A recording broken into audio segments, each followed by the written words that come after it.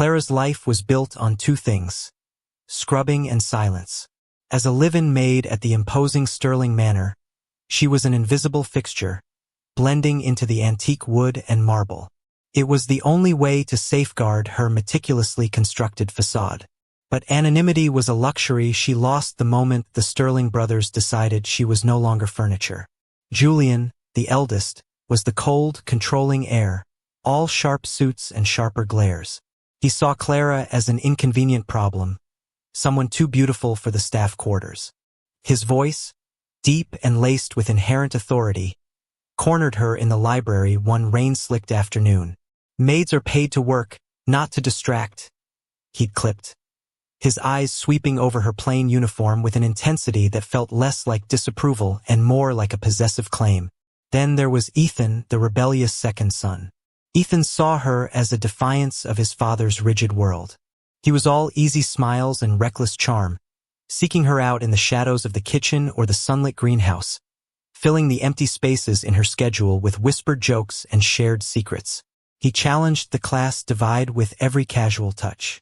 "Don't let the uniform fool you, Clara," he'd murmured, his thumb brushing the back of her hand. "You're too bright to stay hidden here." The competition started subtly, Julian finding extra, needless tasks for her in his office, Ethan leaving single, perfect white roses on her pillow. But tonight it escalated. Julian caught her wiping down the mahogany banister, his shadow swallowing her small frame. "Sir Alistair is hosting a gala next week," he commanded, his breath unsettlingly close. "You will be my personal attendant for the night. No excuses." Before she could process the audacity, Ethan appeared from the adjacent hallway, a smirk playing on his lips, holding a delicate, forgotten glass trinket. "A ball, Julian? How predictable. Clara, you're coming with me. We have some investigating to do." The intense, mirrored challenge in their gazes made one thing terrifyingly clear. Clara was no longer a maid. She was the trophy, and the game had just begun. Julian's command hung over Clara like a velvet curtain, heavy and suffocating. The idea of being his personal attendant at the gala meant being draped in something that screamed display rather than utility. And the thought of his constant scrutiny tightened a knot in her stomach. Yet, the proximity to the Sterling family's inner circle was exactly what she needed. Her father's cryptic final note, tucked deep inside her worn leather journal, demanded answers the manor held. Ethan, sensing her turmoil and mistaking it for fear of Julian, offered a lifeline disguised as a lesson. He pulled her away from a dusting assignment in the West Wing, guiding her through the vast, echoing halls to a rarely used observatory on the roof. "Julian thinks control is strength," Ethan said, the city lights twinkling far below, looking like spilled diamonds. "He's wrong. You just need to know which rules to break." He wasn't just flirting. He was offering complicity, a shared rebellion against the world that held them both captive in different ways. But later that night, while Clara polished the silverware, she found the true cost of their affection. Tucked inside the handle of a silver spoon, a tiny, rolled-up parchment. It wasn't from Ethan, and it wasn't a playful threat from Julian. The message was printed, impersonal, and chilling. "The search for the missing heiress is over. She is closer than you think. Stay silent or lose everything." Clara's heart hammered against her ribs, feeling the cold, hard weight of the silver in her hand. The missing heiress. The very reason she was here, maintaining this charade. The irony wasn't lost on her. The two men fighting over the maid were simultaneously seeking the woman she secretly was. Now, someone outside the family knew. The stakes had just been raised from a simple love triangle to a matter of life and death, and she realized the Sterling brothers might be her only shield, whether they intended to be or not. The cryptic note drove Clara into a calculated risk, spending time alone with Julian. He was the most dangerous, the most rigid, but also the one with the most information. She cornered him in his private study, feigning concern over the gala logistics. The room was dark wood and leather, smelling of old paper and expensive whiskey, an atmosphere that felt as impenetrable as Julian himself. "Why me, Mr. Sterling?" she asked, her voice deliberately small. "There are other," more qualified staff to attend to you. Julian stopped sorting through a stack of imposing financial documents. He looked up, his steel-gray eyes, usually hard and assessing, softening for a fraction of a second. Because you are the only person in this house who doesn't look at me with either fear or expectation, he admitted, his voice barely above a whisper, revealing a profound isolation she hadn't anticipated. Everyone else sees sterling money or sterling power. You see, just the man. The confession cracked his carefully constructed veneer. He stood, moving toward the vast window, his back to her. Before my father consolidated the last of the legacy, there was a quiet, relentless pressure. I haven't slept properly in months. I need someone competent, someone who requires nothing from me, just for one night. Clara felt an unexpected pang of empathy. She was the woman he was searching for, the missing piece of the legacy. Yet he saw her as a blank slate, a temporary refuge from the burden of his name. She moved closer, not as a maid, but as an equal in vulnerability. The burdens of a gilded cage are heavier than the burdens of a simple life, she said, her voice gentle.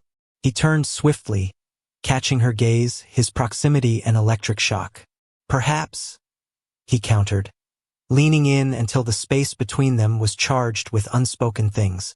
But what burdens are you hiding, Clara? That simplicity. It doesn't quite fit you. The question wasn't hostile.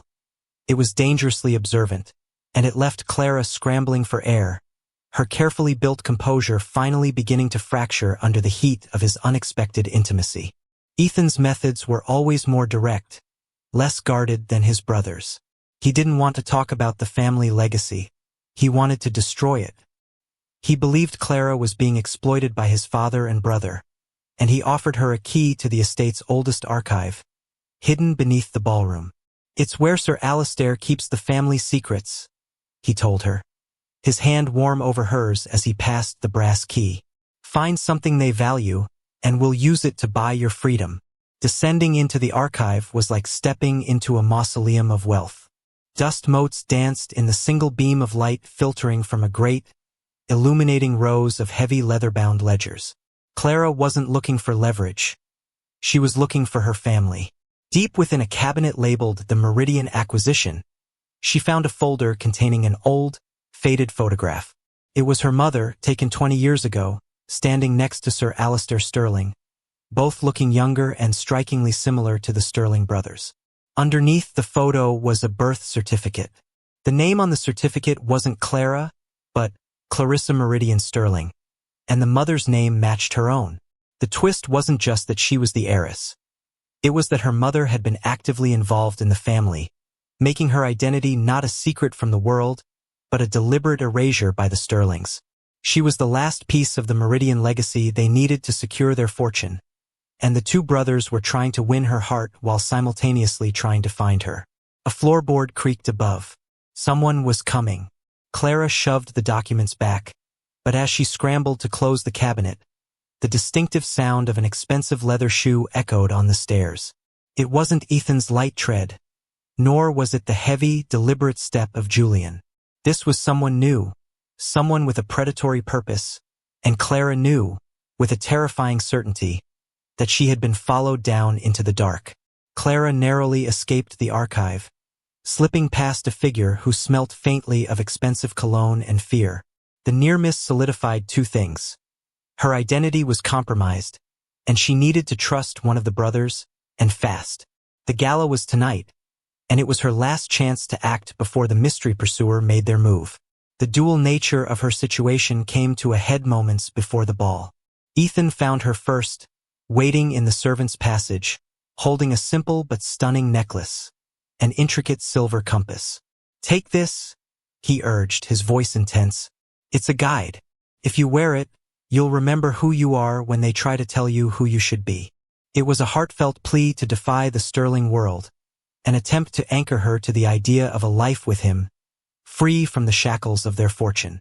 Just as she was absorbing his genuine affection, Julian strode into the hallway, impeccably dressed and radiating command. He didn't carry a gift, he brought action. Forget that trinket, Julian dismissed, his eyes locking onto Clara's. The gala is a trap for the heiress. They know she's close. I need you close. Stay by my side. Tonight you are not a maid. You are my shadow and my protection. He was offering her safety, but demanding her complete surrender to his control. The air crackled between the three of them. Ethan reached for Clara's hand. Julian reached for her arm. It was a silent, intense duel played out over her body, both brothers making their final, compelling move before the world intruded. Clara looked from the reckless passion in Ethan's eyes to the guarded, desperate intensity in Julian's. She had to choose the shield that best suited her fight. Her hand went to Julian's sleeve. "I'll go with you," she whispered, her heart committing to the path of higher risk and higher reward. Ethan's face crumbled, while a brief, victorious fire sparked in Julian's eyes. The gala was a glittering cage, and Clara, dressed in a borrowed gown that felt like a disguise, was Julian's anchor. She stood by his side, observing the predatory elite, feeling the weight of the silver compass Ethan had slipped into her pocket. The air was tense, but Julian was a pillar of calm. He didn't just protect her. He relied on her, leaning down to ask for observations, treating her mind as an equal to his own. A moment of pure exhaustion and overwhelming pressure hit Clara. She excused herself, retreating to a secluded, moonlit conservatory, a jungle of glass and exotic flowers. Julian followed her immediately, finding her trying to catch her breath by a marble fountain. "It's too much," she admitted, her voice trembling, not from fear, but from the unbearable weight of her dual life. Julian didn't offer empty words. He simply stepped closer, removing the mask of the cold air. "You don't have to carry it alone," he said, his hand reaching out to touch her cheek, his thumb gently wiping away a tear she didn't realize had fallen. His touch was not commanding, but infinitely tender, seeking to comfort rather than possess. "Tell me what's wrong, Clara." Not the maid, but the woman behind the uniform. In that moment, she saw the true, raw man beneath the sterling armor. A man terrified of losing control, terrified of his own feelings, but who was offering the only thing he could himself. She dropped her defenses, and they closed the remaining distance, a silent, desperate acknowledgement of everything they had felt since the moment they met. They made their way to a small, private library adjacent to the conservatory, a sanctuary far removed from the predatory elegance of the ball. In the hushed glow of a single lamp, the tension that had been building between them finally broke. It was a fierce, protective connection, a surrender to the vulnerability that came from shared danger and unexpected trust. The physical intimacy was an emotional release, a confirmation that they were two wounded people finding shelter in each other's strength, stripping away the uniforms and the titles, leaving only their true, desperate selves behind. In that moment of profound, shared honesty, Julian didn't just take a maid. He held a woman whose identity was the key to his entire life. The morning sun, filtered through the ornate library curtains, cast long golden streaks across the floor. Clara awoke tangled in Julian's arms. For a few perfect, suspended moments, there were no heiresses, no maids, no Sterlings.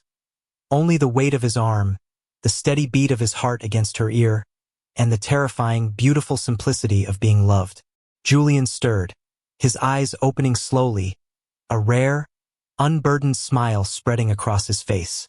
"Clara," he breathed, the name sounding foreign, intimate, and right on his lips. "I don't know what this is, but I can't let you go back to dusting." He got up to retrieve his discarded suit jacket, and as he reached for it, a small, intricate silver locket that Clara always wore, concealed beneath her maid uniform, slipped out and clattered onto the polished wood floor. The fall jarred the delicate hinge, causing it to spring open. Julian knelt to pick it up, his expression already shifting from tenderness to confusion. The locket contained two photographs, one of her mother and one of a small girl with a mischievous grin, Clara, younger, wearing a dress and a tiny, regal crown, taken at a famous Meridian family resort. Engraved on the back of the locket, visible now that it was open, was the initial E intertwined with the Meridian crest. Julian's hand trembled. The air went cold, and the beautiful bubble of their shared night evaporated in the harsh reality of the evidence. He recognized the crest immediately. It was the symbol of the company his father had been desperately trying to acquire. His steel-gray eyes, now glacial and accusatory, met hers. The name he had whispered with affection moments ago now felt like a curse. "Clarissa Meridian Sterling," he stated, his voice devoid of all warmth, utterly flat with the pain of betrayal. "You weren't running from my family. You were hiding in it. All this time, the woman I thought I loved was the prize." The single tear that tracked down his cheek was not for the lost fortune, but for the devastating lie that had been built between them. The confrontation that followed was less a fight and more a surgical strike of agonizing truth. Julian stood rigid, the locket burning a hole in his palm, demanding an explanation. Just as Clara began to speak, the study door burst open, and Ethan walked in, having tracked them after noticing their disappearance from the party. He instantly realized the gravity of the situation, seeing the locket and Julian's devastated face. "Clara, what is he talking about?" Ethan demanded, his voice echoing the shock he felt. With both brothers standing opposite her, their rivalry momentarily forgotten in their shared shock, Clarissa finally dropped the maid persona. She spoke, her voice clear and strong, finally embracing the power of her true identity. "My name is Clarissa Sterling," she confirmed, meeting Julian's pained eyes. "But I'm not the prize. I am the sole owner of the Meridian controlling interest. My father, Sir Alistair's former partner, foresaw this takeover attempt. Before his death, he ensured I was legally protected but also dangerously exposed. I didn't come here to steal your legacy. I came to find proof that your father was the one who arranged my mother's disappearance years ago, fearing she would use her control to stop the Sterling Corporation's aggressive expansion." She explained that she had infiltrated the manor, posing as a maid, because it was the only place she could safely observe their movements, knowing that the real threat wasn't Ethan or Julian, but the network of powerful, corrupt forces that surrounded Sir Alistair. "The note wasn't a warning about my identity. It was a warning about the Meridian file, the encrypted data I discovered in the archive," she revealed. "Someone outside this room, someone who works for Sir Alistair, wants me silenced because that file proves the Meridian acquisition was fraudulent and possibly involves much darker schemes than corporate espionage." The brothers looked at each other, the full, terrifying scope of their father's machinations finally becoming clear. The revelation forced an immediate, necessary ceasefire. Ethan, the former rebel, was the first to accept Clarissa's story. He saw it as the ultimate act of defiance against the oppressive system he always hated. Julian, though hurt by the intimate lie, was a man of logic and crisis management. He recognized the immediate threat the Meridian file posed, both to Clarissa and to the legitimate future of the Sterling Empire. The gala wasn't a trap for the heiress. It was bait, Julian analyzed, pacing the room with renewed focus. "The file. They wanted you close enough to retrieve it or silence you.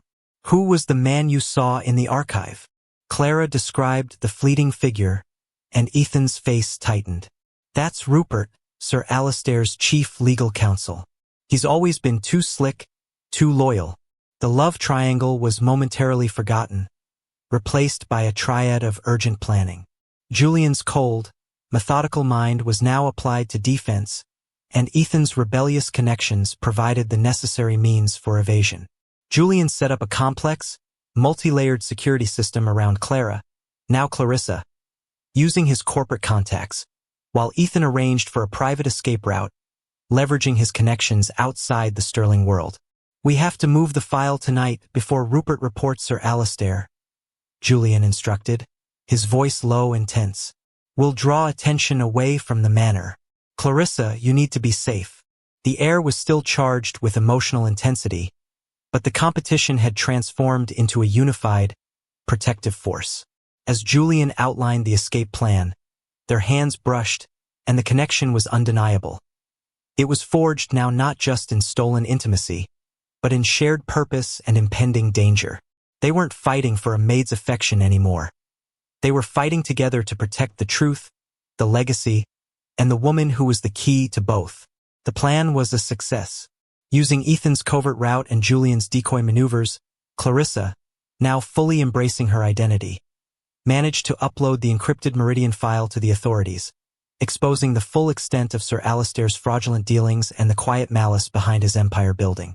The fallout was immediate and catastrophic for Sir Alistair, but for the two brothers it was a liberating collapse.